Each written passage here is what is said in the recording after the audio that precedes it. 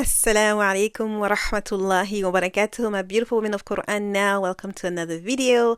And in this one, we're still under that focus theme, but I just wanted to share with you 3 ways that we can reset as Muslimah, that we can find from our deen guidance towards resetting our body, our mind, and so that we can gain back focus. So let's dive into this video. This is your sister Umm Yahya, coach, mindset coach, and Ustadha. And let's go ahead and look at those 3 ways to reset Islamically. Bismillah. All right, so number 1 is connecting with nature. In the hadith from Sunan Abi Dawood, it says that the Messenger of Allah ﷺ never went out of my The Messenger of Allah ﷺ never went out of my house. This is Salamah is narrating it, without raising his eye to the sky and saying, O Allah, I seek refuge in you, lest astray or be led astray, or slip or made to slip, or cause injustice or suffer injustice, or do wrong or have wrong done to me. Now this dua, you can look at the description below. You will have it so you can memorize it, inshallah. But the point that I'm trying to bring out from this hadith is the fact that when he would leave the house, he would raise his eye to the sky. And so this was a sunnah, this was a habit of the Prophet ﷺ, that when he would leave his home in the morning, he would look at the sky. So this is something that we can all do. We all have the sky available to us, bi'idhnillah, and it's very calming, very calming. Another hadith that I want to share with you is that the Prophet ﷺ, he would sometimes walk barefooted, and he used to commend the Sahaba to be barefooted at times.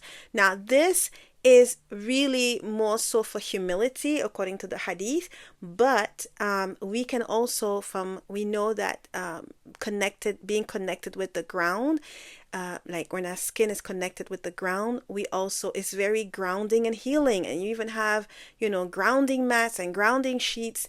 I've personally purchased a grounding mat and I have seen some difference. So definitely number 2, connect with the earth. A third way that we can connect with nature from the sunnah is whenever it rains. The Prophet ﷺ used to uncover part of his garment so that the rain will fall directly on him.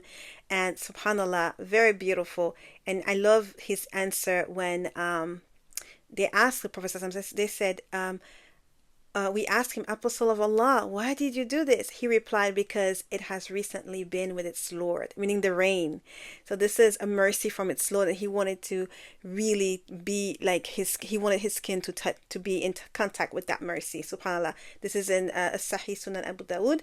So we've seen these 3 ways that I've just given you, just 3 ways how you can connect with nature, looking at the sky, skin barefooted, and those things are very, very accessible to us, right? If you see it's raining outside, you could just go out and make sure part of your skin is touching the rain, your face, or maybe your hand. If you wear hijab, make sure that some part of your body is in contact with this mercy of Allah. This will ground you. It will reset you. I told you about grounding. I told you about looking at the sky. All of these things, they help us to stop the overwhelming feeling that we may be feeling, the stress, the anxiety, and the go rhythm that we all tend to be in. So now let's look at a second way that we can reset besides nature. Now this is one of my favorite, is to have some alone time. You guys know the concept of i'tikaf in Ramadan. People go in the masjid and they, some actually put up tents and they seclude themselves. It's from the sunnah of Rasulullah ﷺ. He used to seclude himself in Ramadan for extra worship, so he would stay away from socializing, stay away from his wives, and he would just be in communication with his Lord, in dua, in contemplation, in worship, in ibadah, with the Qur'an. And this is what we need to do. We need to have some type of seclusion. You guys heard of the cave of Hira. The Prophet ﷺ, he would seclude himself, and it's in this moment of seclusion that he became a prophet. And so we can't always be ongoing again with that go rhythm. We need time to reset. This sunnah teaches us to reset, to have some time for you and your Rabb, just you and your Rabb. Detach from the people, detach from activities, take your phone away, just contemplate, think about your life, do some muhasabatun nafs where you reflect about your deeds, do some breathing exercises, but just really have your me time where you're not speaking to anyone, you're not listening to anyone, you're not in a social gathering, you're not doing something, you're just really you and your Lord. Dhikr, reminder, remembrance of Allah, tilawa, extra prayers, just really contemplation of your life, tadabbur. Make time for that. Even if you have to do it once a week, but make time for it. All right, we're coming down to the last one, which is to activate our vagus nerve. And how are we going to do that? With tilawa. So first of all, let's talk about what is a vagus nerve. The vagus nerve is actually a major branch of the nervous system, and it runs through the neck and connects the muscles and vocal cords in the throat, and it's actually really responsible for a lot of things in our body. And so one of the ways that we can stimulate this vagus nerve, because when we stimulate it, it actually helps us come out of the sympathetic nervous system, which is a fight or flight, and it helps us to stay more with the parasympathetic nervous system, which is the rest and digest. And so some of us are tense and we don't even realize it. We are so used to just taking so much stress going with us, like just the news, just seeing what's happening with the ummah can take us out of that rest and digest. Like there's so much tension in on our bodies, like the type of lives that we live.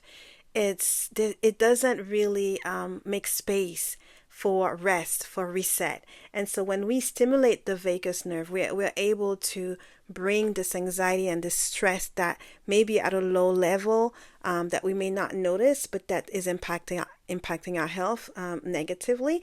So what is amazing is that when we do tilawah of Qur'an, we are activating the throat letters. We use the throat letters, and that is one of the ways that you can activate the vagus nerve. The vagus nerve is connected to the vocal cords and muscles in the back of the throat. So it says here that when you make sounds like humming, singing, or chanting, you activate these muscles and naturally stimulate the vagus nerve. Well, guess what?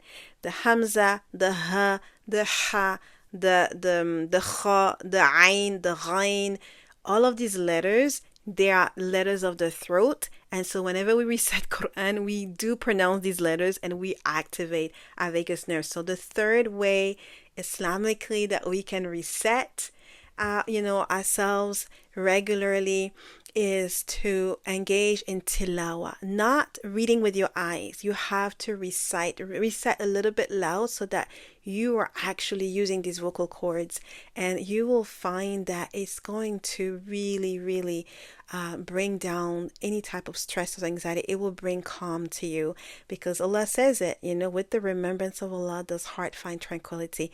And so I pray this video was beneficial to you. These are the 3 ways to reset Islamically. May Allah accept any good is from Allah, any mistake is from me. Subhanakallahumma bihamdik, ashhadu an la ilaha illa ant, astaghfiruka wa atubu ilayk. And I'll see you in another video, bi'idhnillah.